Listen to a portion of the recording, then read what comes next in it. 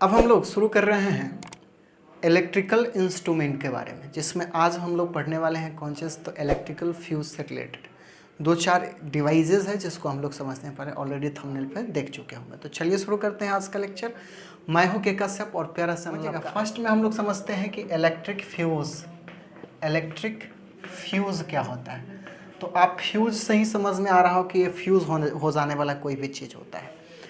एक एक्चुअली काम क्या करता है कि मान लीजिए ये वायर है, वायर में अगर करंट फ्लो करेगी तो ये हीट होगा, और हीट होगा पहला चीज़, एक क्लोज सर्किट होता है तो ही करंट फ्लो करता है। इसका मतलब इधर बैटरी से कनेक्टेड होगा, इधर कोई भी अप्लायंस बल्ब वगैरह लगा होगा।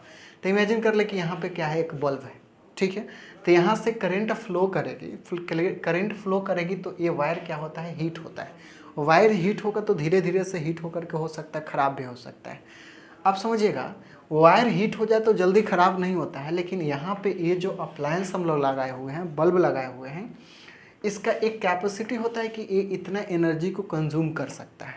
जैसे ये बल्ब है, अगर ये 1 एम्पियर वोल्ट में चल रहा है और यहाँ से आपने बैटरी को कनेक्ट किया और यहाँ से आपने 2 एम्पियर का वोल्ट अप्लाई कर दिया, तो क्या करेगा, ये यहाँ से इलेक्ट्रिक करंट यहाँ आएगा और इस अप्लायंस के ऊपर आएगा, बल्ब के ऊपर आएगा, और इसको हीट करके क्या कर देगा, फायर जला देगा, या फिर इसको क्या कर देगा, ख़राब कर देगा।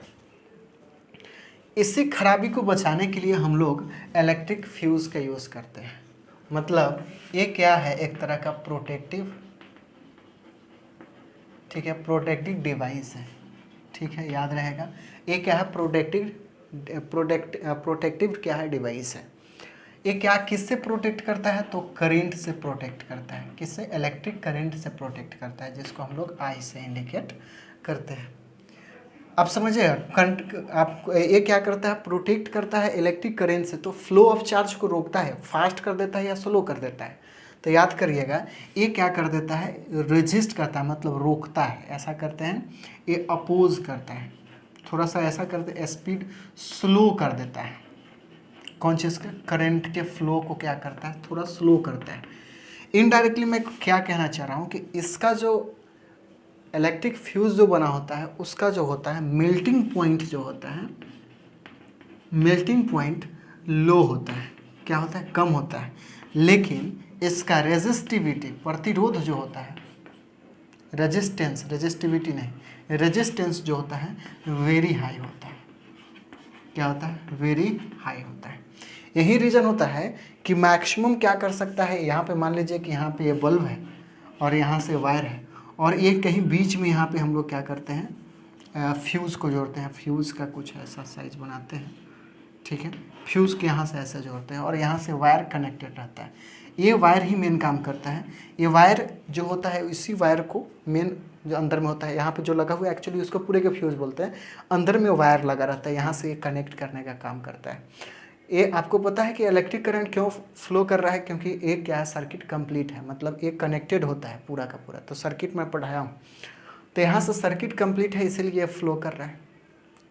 अब क्या होगा, यहाँ से अगर ये मान लीजिए 1 एम्पियर का वोल्ट इसको चाहिए, और यहाँ पे इसका लिमिटेशन होता है कि कितना तक ये वोल्ट को सह सकता है, और ये धीरे धीरे से अब यहाँ से आपने क्या किया, 5 एम्पियर का वोल्ट यहाँ से फ्लो कराना शुरू किया। तो ये क्या करेगा, यहाँ से 1 एम्पियर का वोल्ट को ही यहाँ से क्या करने देगा, पास करने देगा। अब बल्कि जो 4 एम्पियर को यहाँ पे रोक के रखेगा। अब समझिए, रोकेगा, ज़्यादा से ज़्यादा अमाउंट में रोकेगा तो ये क्या करेगा, हीट होना शुरू हो जाएगा, और हीट हो जाएगा तो अंदर में जो वायर लगा हुआ है उसका मेल्टिंग पॉइंट क्या है, बहुत कम है। जब मेल्टिंग पॉइंट कम है तो ये क्या, वायर टूट जाएगा, ठीक है। और ये टूट जाएगा तो ये पूरा इलेक्ट्रिकल फ्यूज़ जो है वो पूरा आपको ख़राब हो जाएगा। मतलब यहाँ से ये जब वायर कटेगा, इसका मतलब ये टूटेगा, इसका मतलब है कि यहाँ से कनेक्शन इसका टूट जाएगा। तो इसका मतलब कि यहाँ से करंट फ्लो करना ही बंद हो जाएगा, और ये बल्ब के पास में 1 एम्पियर का वोल्ट नहीं जाएगा, क्योंकि यह क्लोज सर्किट क्या हो जाएगा, डिसकंटिन्यूअस क्या हो जाएगा, सर्किट हो जाएगा। मतलब यहाँ से अगर वायर का कनेक्शन टूट गया तो वहाँ से फ्लो ही नहीं करेगा, जिसके कारण से अपना बल्ब क्या हो जाएगा, बच जाएगा। तो ऐसा कुछ काम कर रहा होता है। अब रेजिस्टेंस वेरी हाई होता है, तब तो ज़्यादा से ज़्यादा रोकता है। रेजिस्टेंस क्या करता है, चार्ज को रोकने का काम करता है। ज़्यादा से ज़्यादा अगर रोकेगा तो सिंपल यही रीज़न है कि हीट होना शुरू हो जाएगा, और हीट भी मैं पढ़ा चुका हूँ कि क्यों होता है। तो हीट होगा तो ये जल जाएगा, जलेगा तो यहाँ का इधर इधर आपस में जितने भी इधर में अप्लायंस हो गया, बल्ब हो या जो भी चीज़ लगे हों, उसको ये क्या करेगा, बचा देगा। क्यों बचाएगा, तो सोचो यहाँ से 5 एम्पियर का वोल्ट यह चाहिए कितना, 1 एम्पियर, 5 एम्पियर जाएगा। अगर ये नहीं लगा रहता तो ये जलता, लेकिन ये लगा हुआ तो ये जल जाएगा, और ये ज़्यादा कॉस्टली नहीं होता है, तो इसको जल जाए तो कोई दिक्कत नहीं। आप समझिएगा, ये जल जाता है तो इसको बनाया नहीं जा सकता, इसको पूरे का पूरा रिप्लेस करना पड़ता है, मतलब दूसरे उससे जगह आपको इलेक्ट्रिकल फ्यूज़ लगाने पड़ते हैं। अब ये पूछा जा सकता है कि ये जो जोड़ा जाता है कैसा है, सीरीज़ में जोड़ा जाता है या पैरेलल में जोड़ा जाता है ना, श्रेणी में जोड़ा जाता है या फिर समांतर में जोड़ा जाता है। तो याद रखिएगा, ये हमेशा सीरीज़ में जोड़ा जाता है, मतलब श्रेणी में जोड़ा जाता है, श्रेणी में जोड़ा जाता है ना। तो ये हमेशा हमेशा ऑलवेज कनेक्टिंग इन कॉन्शियस सीरीज। तो ये जो इंस्ट्रूमेंट है ये हमेशा किस चीज़ में जोड़ा जाता है, तो सीरीज़ में जोड़े जाते हैं। अब समझने की बात है कि यहाँ से ये जो है बार बार इसको जब बार बार जलेगा तो बार बार चेंज करना पड़ता है। अब बार बार चेंज करने से बचने के लिए एक नया सा इंस्ट्रूमेंट आता है, नया सा प्रोटेक्टिव डिवाइस आता है, जिसको हम लोग बोलते हैं MCB। क्या बोलते हैं इसको, MCB। अब समझते हैं MCB क्या है। तो पहला चीज़ अब समझते हैं MCB, इसको बोलते हैं मिनिएचर बोलते हैं, ठीक है, मिनिएचर सर्किट ब्रेकर, ठीक है, मिनिएचर सर्किट ब्रेकर इसका फुल फॉर्म नाम है, ठीक है, MCB का। तो इसको आप याद रख सकते हैं। ये भी क्या है, तो सिंपल सी बात है, ये भी क्या है, प्रोटेक्टिव डिवाइस है। क्यों आया, तो ये भी समझ में, प्रोटेक्टिव डिवाइस है तो क्यों आया ये भी समझ में आ रहा है, क्योंकि बार बार हम लोग इलेक्ट्रिकल फ्यूज़ को क्या करना पड़ता है, चेंज ही करना पड़ता है, उसको बना नहीं सकते, तो हम लोग इसको लगाते हैं। इसमें भी अलग अलग टाइप्स के होते हैं, ठीक है ना, तो हम लोग को उसमें नहीं जाना है, हम लोग को नॉर्मल सा इसको समझ के बात ख़त्म करना है।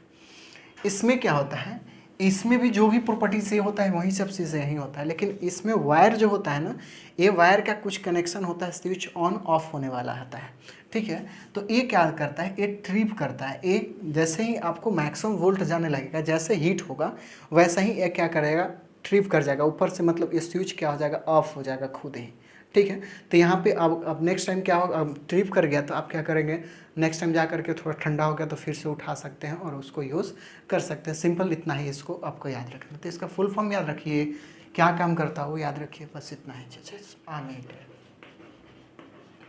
आपको पता है कि आमीटर किस चीज़ को मेजरमेंट करता है, ये भी क्या है, मेजरिंग डिवाइस है, मेजरिंग डिवाइस है, मतलब ये मेजरमेंट करने का काम करता है, मापने का काम करता है, मेजरमेंट डिवाइस है। किस चीज़ को मेजरमेंट करता है, तो आपको पता है ये मेजरमेंट करता है करंट को। कैसा करंट को, तो इलेक्ट्रिक करंट को। किस चीज़ को, इलेक्ट्रिक करंट को मेजरमेंट करता है, ये याद रखेंगे।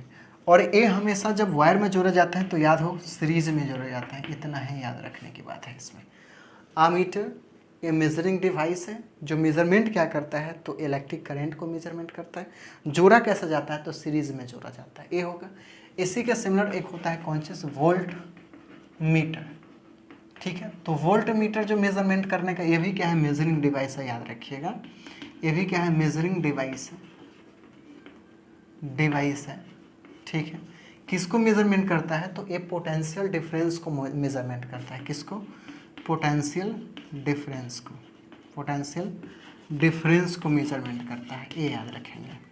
और पोटेंशियल डिफरेंस को मेजरमेंट करता है, और एक किस तरह से जोड़ा जाता है, तो याद रखिएगा ये पैरेलल में हमेशा जोड़े जाते हैं, पैरेलल में इसको कनेक्ट किए जाते हैं, समांतर में इसको जोड़े जाते हैं, इसको श्रेणी में जोड़े जाते हैं। इतना बात आपको याद रखना है इसमें, ठीक है। इसके बाद है ये जो होता है थोड़ा सा ज़्यादा, ये कम अमाउंट के इलेक्ट्रिक करंट को डिटेक्ट नहीं करता है, तो एक होता है गैल्वेनोमीटर, ठीक है। ये भी क्या है, मेजरिंग डिवाइस ही होता है। मेज़र किसको करता है, मेजरिंग डिवाइस ही है। मेज़र किसको करता है, तो ये भी वो करंट को ही मेजरमेंट करता है, ठीक है, करंट को ही मेजरमेंट करता है। तो जब ये इंस्ट्रूमेंट है ही, तो इसको क्यों लाया गया, ये इसलिए लाया गया कि ये जो होता है 10⁻⁻⁶ एंगस्ट्रॉम का यूनिट को भी मेजरमेंट डिटेक्ट कर सकता है। मतलब बहुत कम अमाउंट में अगर इलेक्ट्रिक करंट फ्लो कर रहा है तो भी ये क्या करता है, डिटेक्ट करता है, जबकि ये ऐसा नहीं है। इसके लिए इससे ज़्यादा अमाउंट देने पड़ेंगे, इलेक्ट्रिक करंट फ्लो कराने पड़ेंगे, तो ही डिटेक्ट करेगा या मेजरमेंट करेगा।